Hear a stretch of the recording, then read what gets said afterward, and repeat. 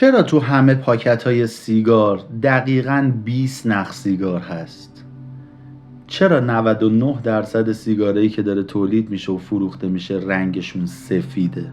چرا تو اکثر فیلم‌ها و سریالایی که داره ساخته میشه نقش اول اون فیلم و سریال سیگاری و دائم داره سیگار میکشه؟ خب این دلیلی به جز شستشوی مغزی جوونا و نوجوانا قطعاً نداره. سلام دوستان، امیدوارم حالتون خوب باشه. خیلی خوش اومدیم به جلسه 8 دوره ترک سیگار به روش TTAC، دوره‌ای که با کامل دیدنش و انجام کلیدها و راهکارهایی که بهتون میدیم در پایانش تبدیل میشیم به یه آدم غیر سیگاری شاد.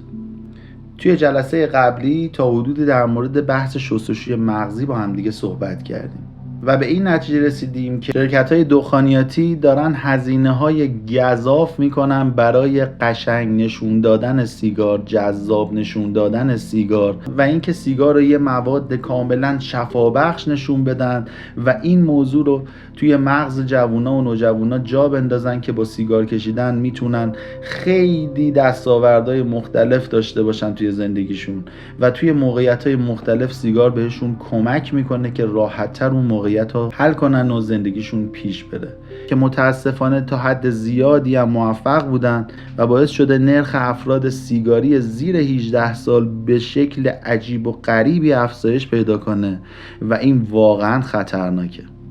چرا؟ چون وقتی یه جوون میاد سیگار کشیدن و دست بازیگر معروفش، دست خواننده معروفش، دست قهرمان زندگیش میبینه، ناخودآگاه به سمت این ماده مخدر کشیده میشه و وقتی نخ اول سیگار رو میکشه میفته توی تله شوم نیکوتین، تله‌ای که توی جلسات قبل توضیح دادیم.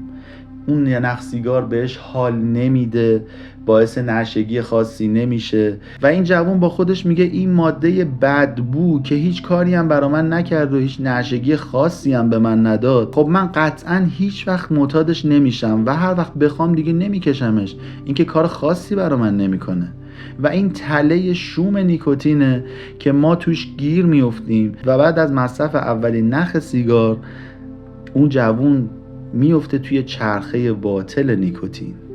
سیگار اول کاری براش نمیکنه ولی نیکوتین وارد بدنش شده و به محض اینکه سیگار رو خاموش میکنه این نیکوتین سطحش میاد پایین و باعث میشه که یه نمه عصبی بشه، یه احساس پوچی بهش دست بده، آرامشش به هم بخوره، تمرکزش بیاد پایین و وقتی نخ دوم سیگار رو روشن میکنه میگه آهان نه، این آرومم کرد، الکی هم نیست که همه دارن میکشنش. و دقیقاً اینجاست که ضمیر ناخودآگاه اون جوون گول میخوره و سیگار رو یه ماده آرامش بخش میشناسه و اون جوون دیگه هر وقت تو موقعیت‌های مختلفی که عصبی میشه، آرامشش رو از دست میده، نیاز به تمرکز داره، رو میاره به سیگار و به مرور زمان که میره جلو کم کم 2 نخش میشه 3 نخ، 3 نخش میشه 5 نخ، 5 نخش میشه پاکت و تبدیل میشه به یه آدم کاملا سیگاری که روزانه 1 پاکت 2 پاکت سیگار میکشه و بعد از یه مدت خسته میشه از اون سیگاره، میخواد ترکش بکنه، میره به روش‌های مختلف، به روش اراده شروع میکنه ترک کردن، شکست میخوره، میره پیش این دکتر، پیش اون روانشناس، به روش‌های مختلف و غلط میخواد سیگار رو ترک کنه، نمیتونه و کم کم غول بزرگی مثل سیگار توی مغزش ایجاد میشه که این ماده رو دیگه من هیچ وقت نمیتونم ترک کنم و تا آخر عمرم باید درگیرش باشم و میرسه به جایی که قبل از دیدن این دوره همه شما بودین. اگر همچین جوونی رو میشناسین دور و برتون، لطفاً این دوره رو بهش معرفی کنین تا بتونه اونم سیگار رو ترک کنه و آزادانه زندگی کنه. ممنون که این ویدیوها رو نشر میدین. و اما چند تا موضوع جالب و مهم.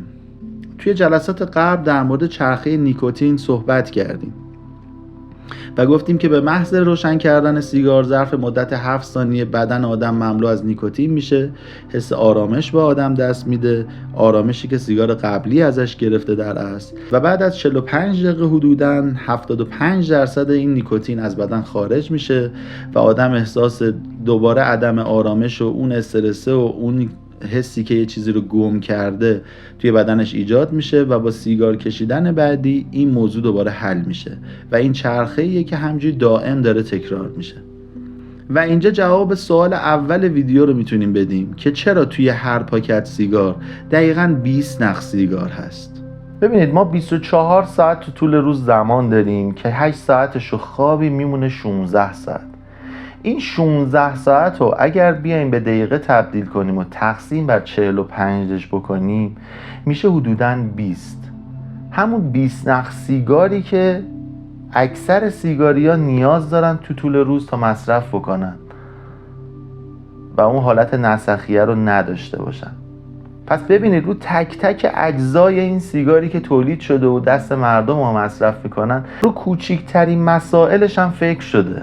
معلومه یه تجارت میلیارد دلاری که شکل گرفته باید هم فکر بشه روی این مسائل برای اینکه افراد بیشتری رو گیر بندازن، مشتریاشون رو بیشتر کنن، مصرف افراد رو ببرن بالا. سوال دومی که اول ویدیو پرسیدیم چی بود؟ اینکه چرا 99% سیگارا رنگشون سفیده. روی این هم کار کردم.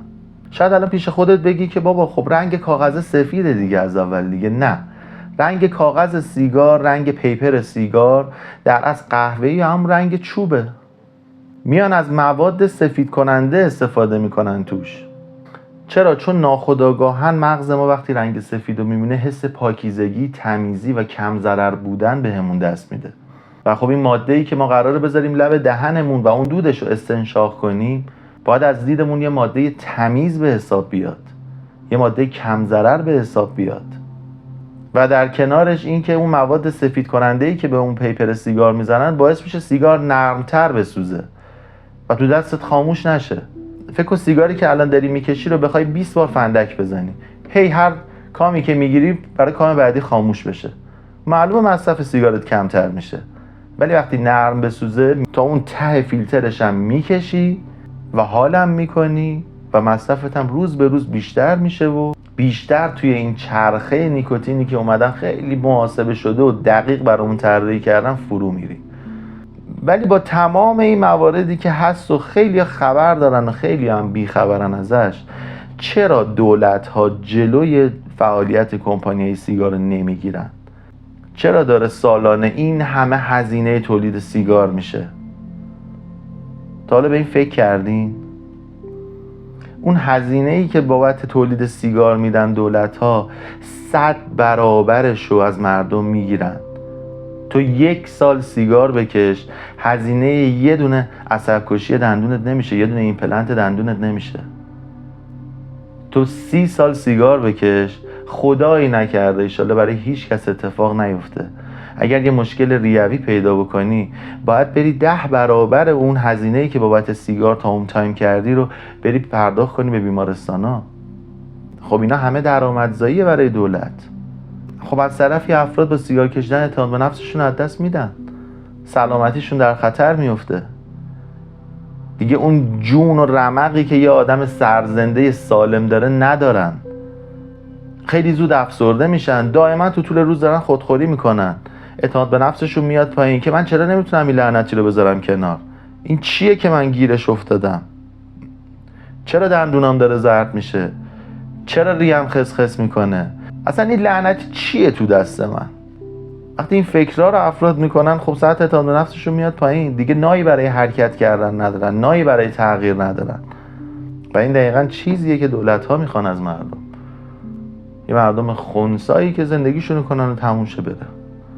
از بحث دور نشیم، نمیخوام اصلا بحث رو سیاسی کنم. ما هدفمون توی این دوره ترک کردن سیگار و آزادانه زندگی کردنه که مطمئناً به این هدفمونم میرسیم و در پایان این دوره به طرز شگفت انگیزی سیگار رو میذارین کنار و لذت میبرین از زندگیتون. ازتون میخوام توی طول این دوره حرفایی رو که میزنم بهش فکر کنید، به بحث شستشوی مغزی بشینید فکر کنید، یه سریال دارید نگاه میکنید ببینید اون بازیگر با چه لذتی داره سیگار میکشه، چرا داره این کارو میکنه. برای ضبط کردن یه دونه سکانس همتون خبر دارین که چند بار این موضوع تکرار میشه. حالا یه سکانس 1 دقیقه‌ای رو در نظر بگیر که 20 تا برداشت میخواد بشه و باید دائما توی این 1 دقیقه سیگار لب دهن اون بازیگر باشه. خب اون بازیگر به نظر دوست داره که این سیگار لب دهنش باشه 20 جاری؟ اصلا تو 4 نخ سیگار رو پشت هم میکشی، پنجمیش دیگه نفست بالا نمیاد. به علاوه این که اون بازیگر اصلا تو دنیای واقعی سیگاری نیست. خیلی از بازیگرا تو دنیای واقعی سیگاری نیستن، ولی خب تو فیلماشون سیگار میدن دستشون و از یه نوع سیگارهای خاصی هم استفاده میکنن که میگن ضرر نداره ولی به شدت بدبوه و دود خیلی غلیظتری داره نسبت به سیگارهای معمولی. فکر کنید بهش، ساده نگیرید این موضوعاتو. وقتی به این موضوعات فکر کنید، وقتی با این دید نگاه کنید به اطرافتون، بحث شستشوی مغزی رو کاملا درک بکنید، میلتون نسبت به سیگار به شدت افت میکنه. مغزتون ناخودآگاهن یه گاردی میگیره نسبت به این موضوع و نمیذاره خوراک جدید به ضمیر ناخودآگاهتون برسه. باورهاتون اصلاح میشه، طرز فکرتون اصلاح میشه. هدفی که ما توی این دوره داریم همینه، طرز فکر صحیح نسبت به سیگار.